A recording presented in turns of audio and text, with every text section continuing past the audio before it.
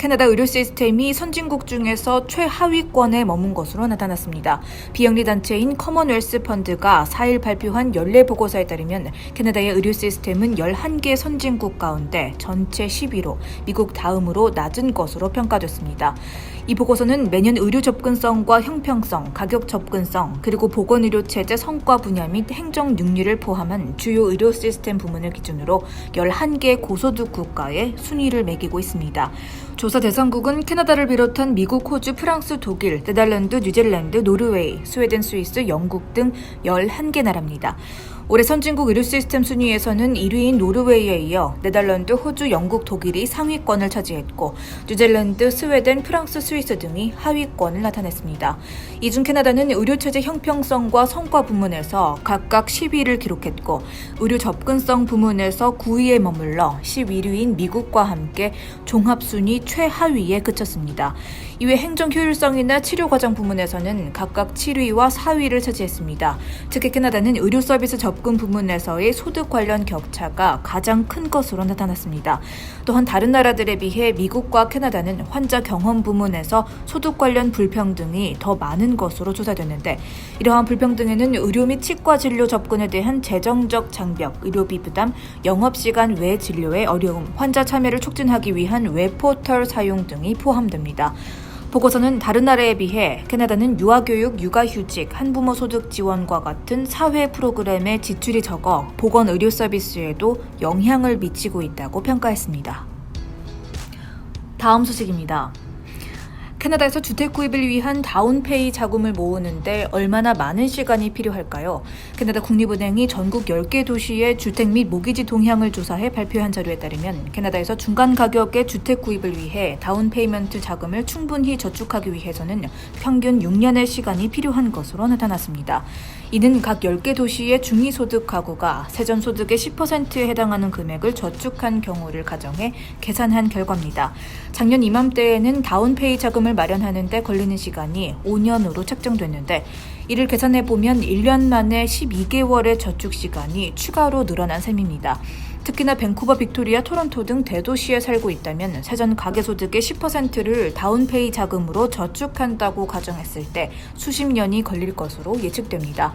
밴쿠버의 경우 이 지역의 평균 집값은 147만 달러로 이에 대한 다운페이먼트 자금을 마련하기 위해서는 무려 34년의 시간이 필요한 것으로 나타났습니다. 단 밴쿠버 지역 평균 가격 콘도에 대한 다운페이를 지불하기 위해서는 5년이 채 걸리지 않을 것으로 조사됐습니다.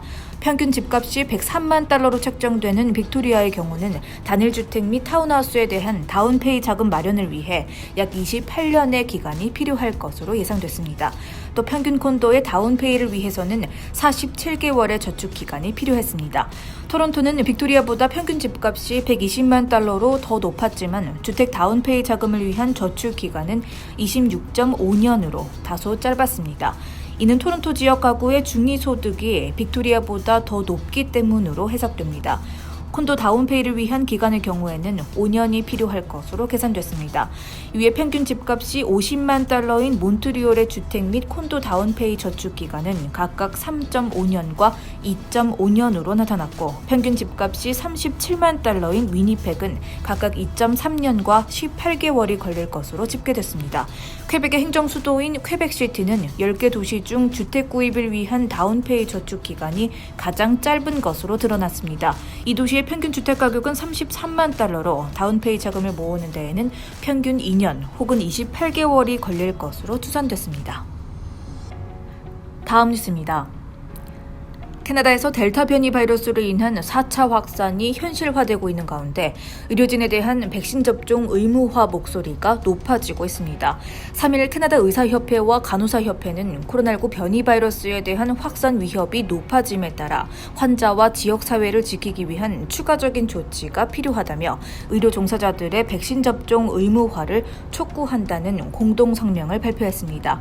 이 성명에서 앤 콜린스 의사협회 회장은 의료 종사자는 환자 환자와 지역사회를 지켜야 할 의무가 있다며 백신의 안전과 효과는 이미 검증된 만큼 접종 의무화 캠페인을 진행하는 것은 의료 종사자 중 한 사람으로서 당연한 결정이라고 밝혔습니다.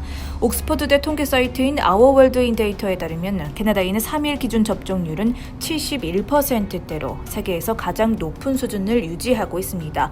또한 캐나다 의료 봉사자들에 대한 세부적인 백신 접종률은 확인되지 않고 있지만 이들은 일반 국민에 앞서 우선 접종을 시작했고 코로나19와 싸움 최전선에서 일하고 있는 만큼 평균 접종률보다 높을 것으로 예상됩니다. 그럼에도 불구하고 일부 국내 의료 종사자 중에는 백신 음모론을 퍼뜨리거나 방역수칙 반대 집회에 참석하는 등 백신 접종에 회의적인 반응을 보이는 경우도 있는 것으로 알려졌습니다.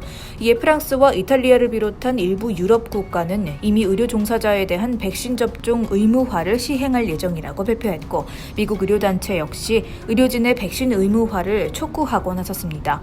팀 게스트 간호사협회 회장은 역사적으로 봐도 대규모 백신 접종 프로그램이 진행될 때는 의료 종사자들이 항상 솔선수범을 보여왔다며 우리 의료진들은 환자는 물론 우리 자신을 지키는 데 필요한 모든 방법을 동원할 필요가 있다고 강조했습니다. 다음 소식입니다. 캐나다가 육상에서 금메달을 추가했습니다. 캐나다 육상의 간판 스타 안드레 디 그라스는 캐나다 서부 시각 4일 새벽 도쿄올림픽 스타디움에서 열린 도쿄올림픽 육상 남자 200m 결승에서 19초 62의 기록으로 결승점에 들어와 미국의 케네스 베드나렉과 노아 라일스를 제치고 금메달을 거머쥐었습니다. 캐나다 선수가 육상 200m에서 금메달을 차지한 것은 1908년 런던 올림픽에서 로버트 커와 1928년 암스테르담 올림픽에서 퍼시 윌리엄스에 이어 세 번째입니다. 지난 리우 올림픽과 같은 종목에서 은메달 포함 3개의 메달을 차지했던 디 그라스는 이번 대회에서 2개의 메달을 추가하며 개인 통산 올림픽 5번째 메달을 거머쥐었습니다.